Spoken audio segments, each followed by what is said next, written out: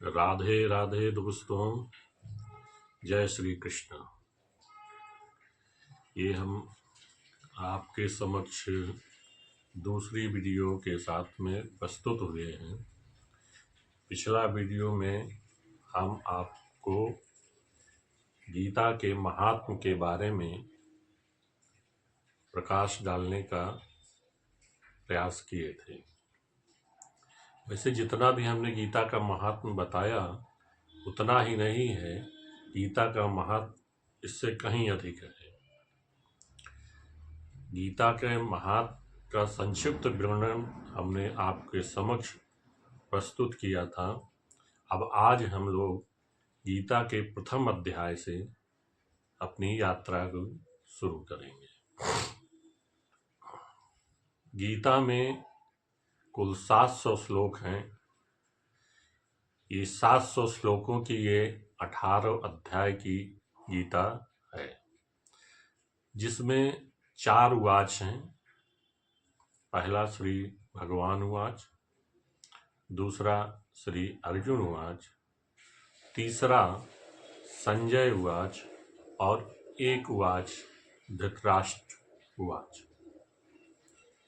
इन 700 श्लोकों में जो श्री भगवान द्वारा कहे गए हैं, 574 श्लोक भगवान के श्रीमुख से निकले हैं। 84 श्लोक जो के द्वारा अर्जुन ने अपनी जिज्ञासा को शांत करने का प्रयास किया है। इसमें से 41 श्लोक जो है श्री संजय के द्वारा कहे गए हैं और एक श्लोक जो है धृतराष्ट्र के द्वारा, जो कि गीता का प्रारंभिक श्लोक है। गीता का प्रथम श्लोक पे आइए हम आप ध्यान डालते हैं। धर्म क्षेत्रे कुरुक्षेत्रे समवेता उयुत्सवा माम काह पांडवाश्चायु किम कुरुवत संजय। ये गीता का प्रथम श्लोक है।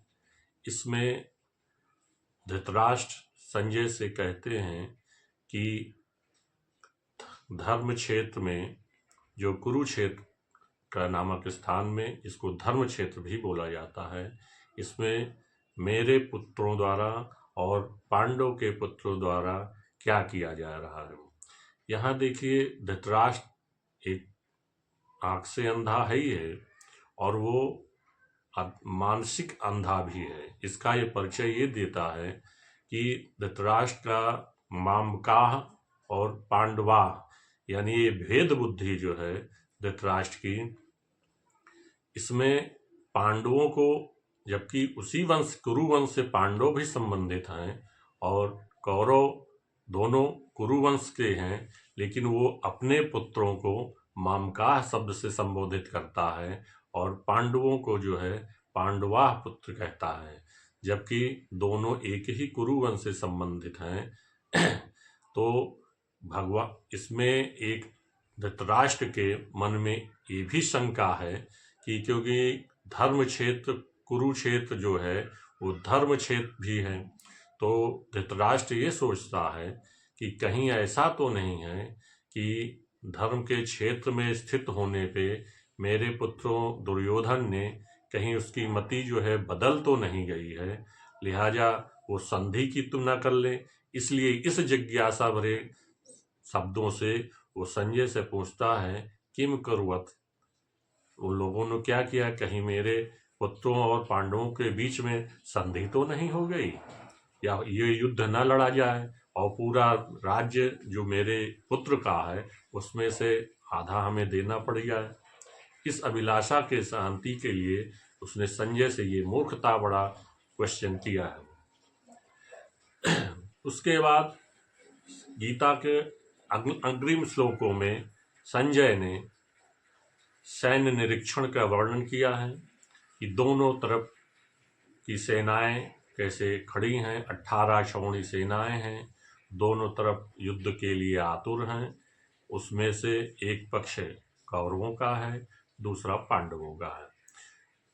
युद्ध स्टार्ट होता है, इससे पहले जो है अर्जुन जो है विषादग्रस्त हो जाता है। उसको मोह और अज्ञान घेर लेती है और अर्जुन विषाद से युक्त हो जाता है।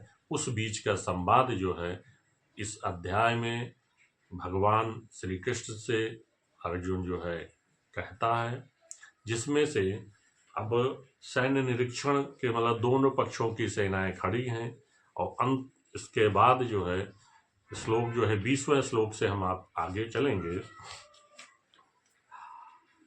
अथ व्यवस्थान दृष्टा धृतराष्ट्रान् कपिध्वजाः प्रवर्ते संस्त संपाते धनुरुद्धं पांडवा ऋषिकेशं तदा वाक्यम् इदम् आह महीपते सेनयो उभयो मध्ये स्तथं स्थापय मे अच्युत यावत् एतान् त्रीन् निरीक्षेऽहं युद्धकामान् अवस्थितानाम्। ये इसमें इस श्लोक के माध्यम से अर्जुन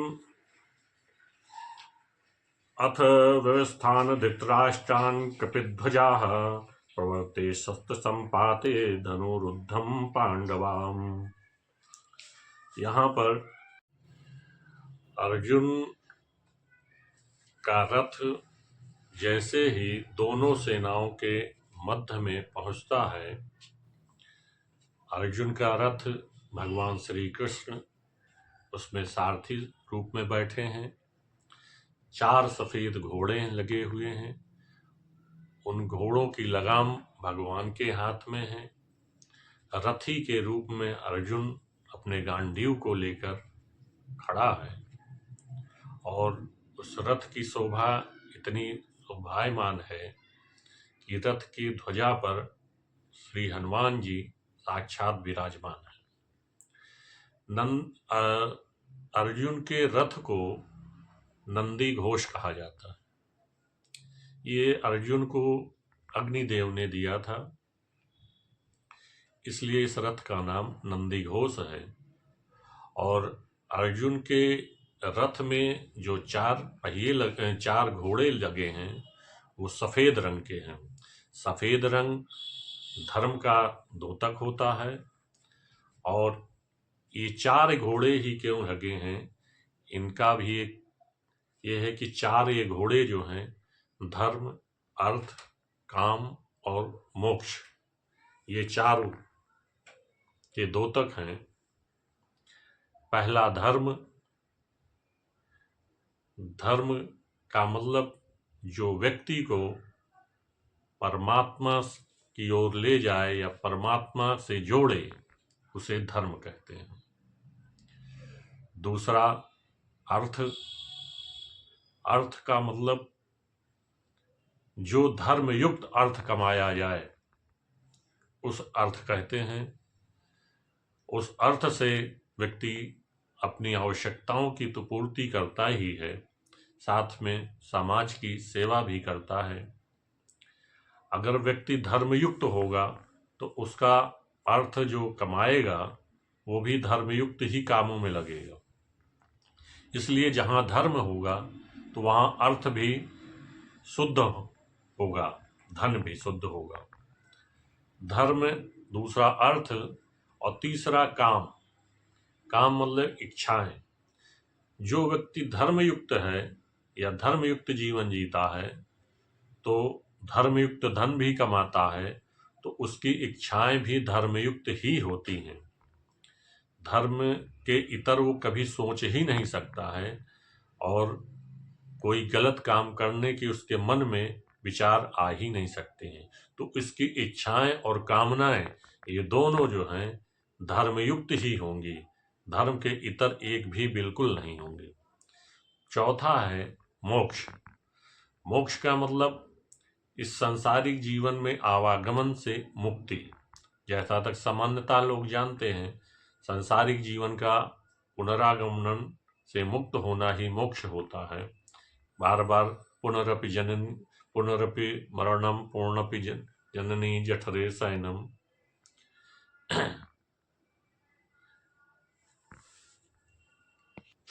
पुनरपि जन्मम पुनरपि मरणम पुनरपि जननी जठरे शयनम। बार बार हमें इस संसार में जन्म लेना पड़े और मृत्यु के काल में जाना पड़े, इसी से मुक्ति के लिए लोग मोक्ष की कामना करते हैं। लेकिन यहाँ पे भगवत गीता में भगवान ने मृत्यु पर्यंत मोक्ष की बात नहीं करी है, इस शरीर के रहते ही मोक्ष की बात करी है। वो कैसा मोक्ष? मोक्ष उसको कहते हैं कि व्यक्ति को हर्ष और विषाद दोनों में समभाव बना रहे, खुशी और दुख दोनों में एक समभाव की स्थिति आए। भगवान कृष्ण इस गीता में इस मोक्ष की बात करते हैं। गीता के अग्रिम श्लोकों में जो है भगवान ने कहा है, योगस्थः कुरु कर्माणि संगम त्यक्त्वा धनंजया सिद्धया सिद्धो समो भूत्वा समत्वम योग उच्यते। यहाँ समत्वम योग की बात कहते हैं भगवान, जिसमें कहते हैं कि योगस्थः कुरु कर्माणि, तुम योगी बन के अपने नियत कर्मों को करो। योगस्थः कुरु कर्माणि और संगम त्यक्त्वा धनंजया, तुम आसक्ति को मत प्राप्त हो, किसी भी वस्तु में अपनी आसक्ति मत लगाओ।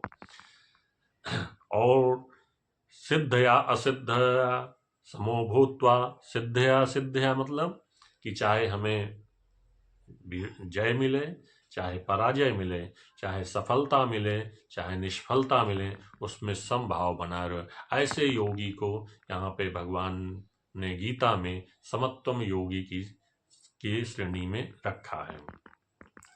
तो इस में ये जो चारों घोड़े हैं, ये हमें धर्म, अर्थ, काम और मोक्ष की ओर इंगित करते हैं।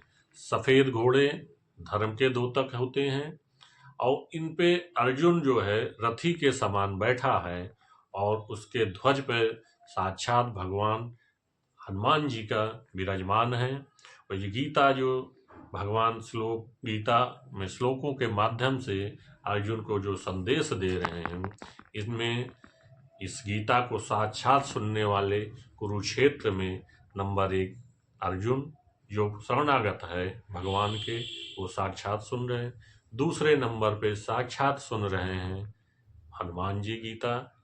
तीसरे नंबर पे जो दिव्य दृष्टि प्राप्त किए हैं संजय वेदव्यास भगवान के थ्रू, वो सुनते हैं।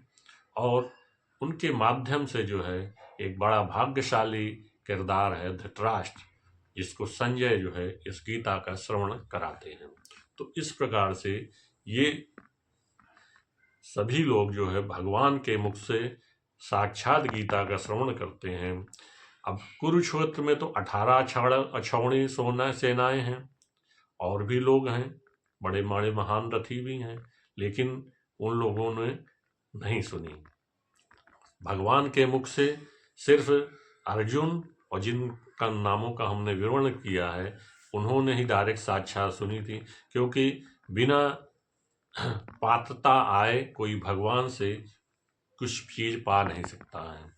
तो गीता को सुनने के लिए श्रद्धा सबसे बड़ी जरूरी चीज है, और विश्वास, ये दोनों। अगर आपके अंदर श्रद्धा और विश्वास नहीं होगा तो आपके गीता का एक शब्द भी, किंचिन मात्र कुछ भी समझ में आने वाला नहीं है।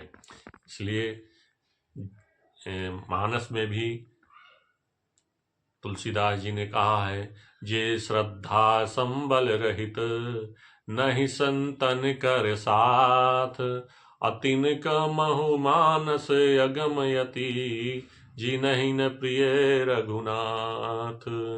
और श्रद्धा शब्दे विश्वास कहे सुदृढ़ निश्चय, और कृष्ण भक्ति कैले सर्व कर्म कृत हया। इसलिए बिना श्रद्धा के आप कुछ चीज पा नहीं सकते हैं, और विश्वास होना बहुत ही जरूरी है। और प्लस संबल शब्द आया है, श्रद्धा संबल रहित नहीं। श्रद्धा के साथ संबल, संबल का मतलब है गुरु का साथ होना, बिना गुरु के भी ज्ञान नहीं होगा। तो गुरु रूप जब तक आप किसी को बनाएंगे नहीं, तब तक ये ज्ञान मिलना नहीं है। ये श्रद्धा संबल रहित, नहीं संतन कर साथ। और मिलेगा कैसे गुरु, मिलेंगे कहाँ महापुरुष, कि आप जब तक सत्संग नहीं करेंगे, संत महात्माओं की चरण में नहीं जब बैठेंगे, तब तक आपको ये ज्ञान होने वाला नहीं है। चाहे अपने से आप कितना भी पढ़ लें, स्वाध्याय पढ़ेंगे करने से उसमें आपके इतने ज़्यादा संशय हो जाएंगे, वो आप दूर नहीं कर पाएंगे। उसके लिए आपको किसी की गुरु की शरण में जाना ही पड़ेगा। अब देखिए, अब ये रथ पे बैठा अर्जुन, युद्ध दोनों सामनाएं शंखनाद हो चुका है, रणभेरियां बज चुकी हैं। इस अवस्था में अर्जुन को मोह उत्पन्न हो जाता है और विषादग्रस्त हो जाता है, और वो कहता है कि इस युद्ध में भगवान से कहता है, मेरे रथ को आप उस जगह ले चलिए दोनों सेनाओं की मध्य में, जहाँ पे मैं देखूं कि युद्ध की कामना से आतुर जो मेरे से युद्ध करना चाह रहे हैं वो कौन कौन है, मैं उनको एक बार देखना चाहता हूँ। इसलिए कहते हैं, रथम स्थापत्य में अच्युत, सेनयोभयो मध्य रथम स्थापत्य में अच्युत। दोनों सेनाओं के बीच में मेरे रथ को ले चलिए। यहाँ ध्यान देने वाली बात है, अर्जुन ने भगवान श्री कृष्ण को अच्युत कहा है। अच्युत जिनका कभी क्षय न हो, जो शाश्वत हो। इसलिए भगवान श्री कृष्ण यहाँ पे एक सारथी की भूमिका में है, और रथी अर्जुन है, जो कि उनका दास भी है, मित्र भी है, सखा भी है और शिष्य भी है। अब अर्जुन भगवान से कह रहा है कि मेरे आदेशात्मक रूप में कहता है कि तुम मेरे रथ को जो है दोनों सेनाओं के बीच में ले चलो। मतलब भगवान की कृपा देखिए, अपने भक्त के लिए जो है वो एक सारथी भी बन गए हैं, और भगवान तो कहते हैं मैं तो तुम्हारा नौकर हूँ, जैसा कहोगे मैं वैसा कर दूंगा।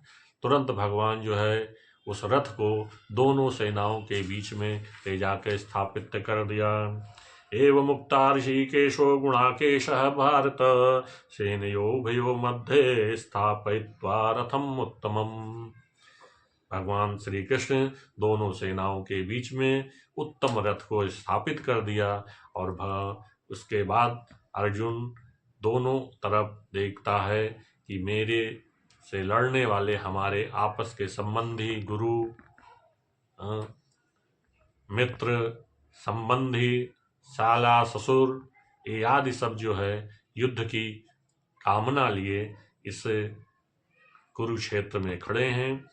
और इन सब को देखकर अर्जुन को विषादग्रस्त हो जाता है, मोह पैदा हो जाता है। जबकि अर्जुन कदापि इस मोह और विषाद होने का उसको कोई कारण नहीं था, क्योंकि वो धर्म के लिए युद्ध लड़ रहा था।